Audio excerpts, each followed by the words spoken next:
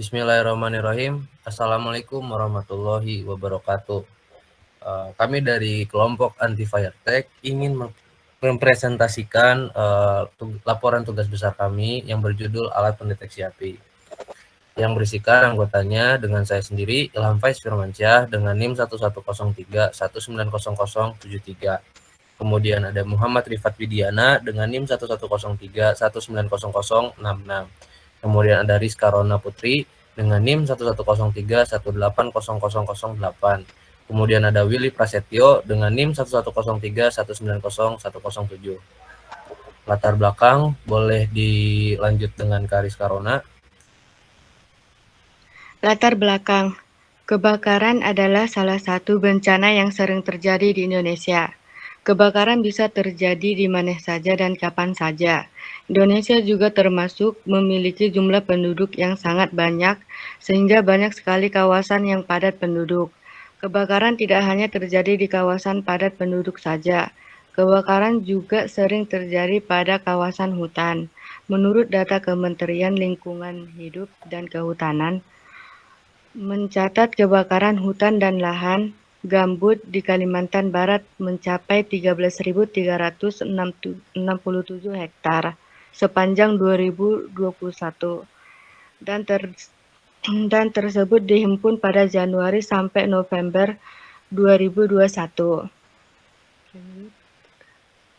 Solusi dan tujuan. Dengan adanya masalah tersebut, kelompok kami ingin membuat sebuah sistem alat pendeteksi kebakaran berbasis IoT untuk dapat menginformasikan gejala awal terjadinya kebakaran dan dapat mengurangi terjadinya musibah kebakaran. Sekian dari saya. Oke, baik, terima kasih Rizka Rona. Bisa dilanjutkan oleh Willy Dasar Teori. Oke, selanjutnya ada alat-alat yang kami butuhkan untuk membuat alat pendeteksi api ini. Yang pertama itu ada sensor api. Jadi sensor api ini merupakan salah satu alat pendeteksi kebakaran melalui adanya nyala api yang tiba-tiba muncul. Besarnya nyala api yang terdeteksi itu panjang gelombangnya sekitar 760 nanometer sampai dengan 1100 nanometer. Jadi sensor api ini juga biasa digunakan di ruangan seperti perkantoran, apartemen, perhotelan, dan lain sebagainya. Yang kedua itu ada Node MCU versi 3. Ini merupakan sebuah microcontroller seperti Arduino yang ditambahi dengan modul Wi-Fi ESP8266. Sebagaimana juga Arduino, Node MCU versi 3 ini harus diprogram terlebih dahulu agar dapat bekerja sesuai dengan desain sistem yang diinginkan. Jadi yang ketiga itu ada LED. LED ini merupakan salah satu komponen elektronika yang mengubah energi listrik menjadi energi cahaya. Komponen ini termasuk golongan keluarga dari dioda dikarenakan bahan dasarnya terbuat dari bahan semikonduktor. Yang keempat itu ada kabel jumper. Jadi kabel jumper ini merupakan sebuah alat elektronik yang berfungsi sebagai penyambung antara perangkat satu dan lainnya. Sesuai kebutuhan, kabel jumper ini bisa digunakan dalam bermacam-macam versi. Contohnya seperti versi male to female, male to male, dan female to female. Yang kelima itu ada buzzer. Buzzer ini sebuah komponen elektronika yang dapat menghasilkan getaran suara berupa gelombang bunyi. Buzzer akan menghasilkan getaran suara juga ketika diberikan sejumlah tegangan listrik.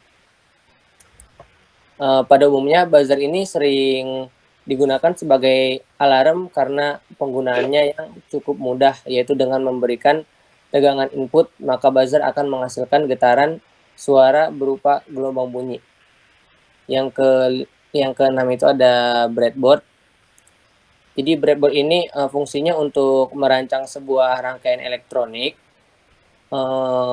Jadi breadboard ini juga nantinya akan dilakukan prototype atau uji coba tanpa harus melakukan solder.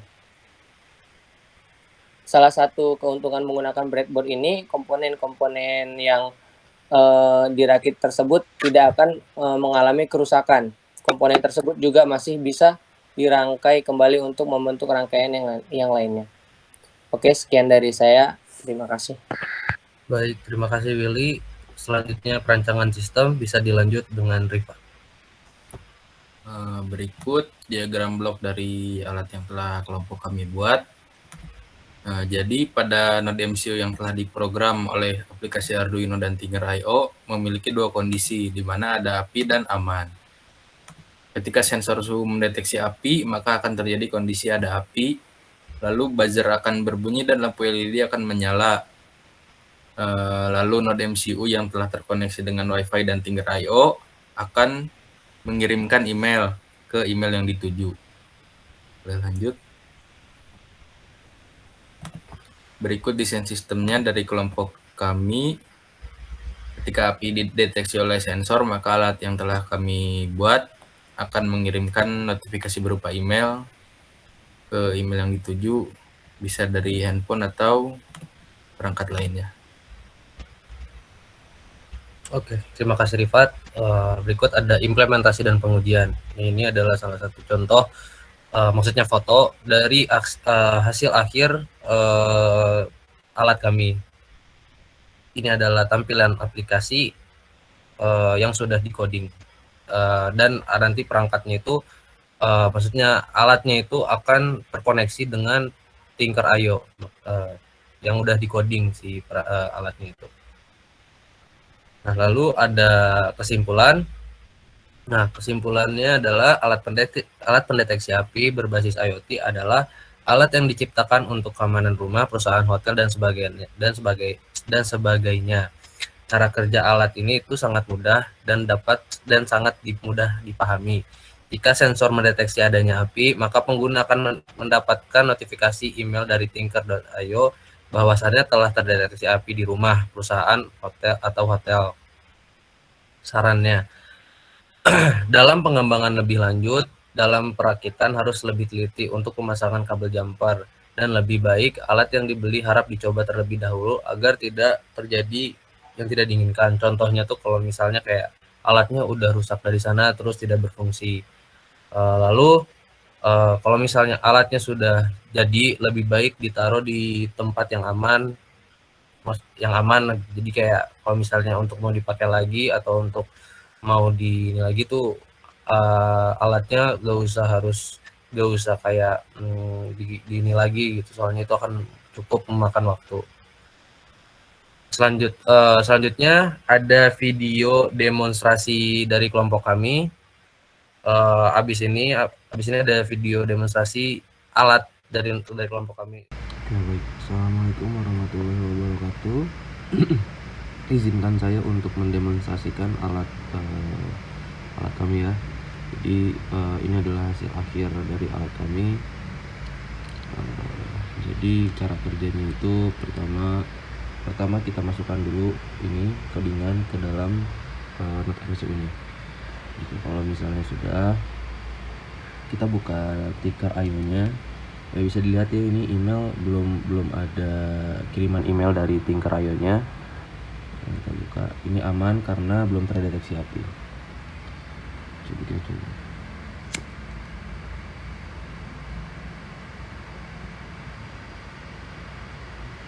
Nah, jika sensor sudah membaca api, maka di Tinker.io nya ada tulisan ada api. Namun pada alat kami buzzer itu terdapat kendala. Kami juga kurang tahu, mungkin ada kesalahan di dalam codingan. Tidak ada kesalahan, tetapi mungkin ada kesalahan pada alatnya saat kami membeli alat tersebut.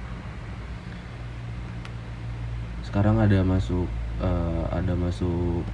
email, notifikasi email, tulisannya telah terdeteksi kebakaran di rumah Anda, ayo pulang.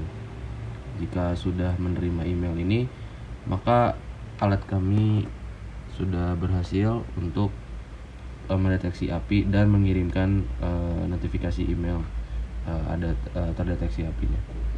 Baik, mungkin sekian dari video demonstrasi kelompok kami. Saya ucapkan terima kasih, mohon maaf bila ada kekurangan. Wassalamualaikum warahmatullahi wabarakatuh. Selanjutnya ada video untuk job desk individu. Baik, terima kasih. Ini adalah video dari kelompok kami, yaitu menjelaskan tentang job desk masing-masing. Bisa dimulai dari saya sendiri. Job desk saya itu sudah dilaksanakan, yaitu pemrograman alat. Tetapi saya juga membantu. Pertama itu ada gagasan ide topik, saya ikut membantu. Penyusunan proposal saya ikut membantu. Pembelian alat saya ikut untuk membeli alat. Perancangan saya ikut ngerancang alat. Pemrograman alat itu job desk saya sendiri. Kemudian penyusunan laporan saya ikut membantu penyusunan laporan. Kemudian ada editing video, saya ikut membantu edit video. Selanjutnya bisa Rifat.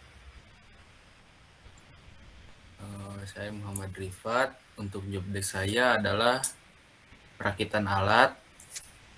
Namun saya berpartisipasi juga dari pengagasan ide, pembuatan proposal, lalu pembelian alat, perakitan alat itu sendiri, pengkodingan, dan pembuatan laporan. Mungkin segitu.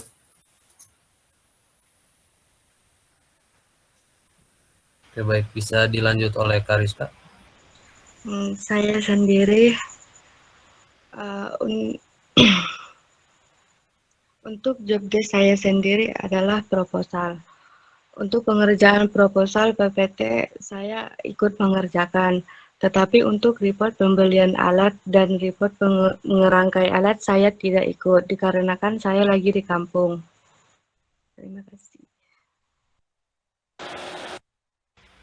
Ya, baik, terima kasih Kariska. Bisa dilanjut oleh Willy. Oke, untuk job desk saya sendiri itu yang pertama saya membantu membuat proposal. Saya juga berpartisipasi membuat laporan. Saya juga membantu menghubungkan perangkat tugas besar itu ke Tinker IO. Saya juga membantu untuk mengedit video ini yang tidak saya ikuti dalam agenda kelompok. Yang pertama, saya tidak mengikuti membeli alat yang diperlukan. Yang kedua, saya tidak ikut merangkai alat-alat tersebut dikarenakan lagi kelas pada saat itu. Oke, terima kasih. Oke, baik. Mungkin sekian yang bisa kami sampaikan dari presentasi, video demo, dan laporan individu ini, job desk masing-masing. Jika ada salah kata dalam video ini, saya ucapkan mohon maaf, dan saya ucapkan terima kasih telah melihat video ini. Saya ucapkan terima kasih sekali lagi. Wassalamualaikum warahmatullahi wabarakatuh.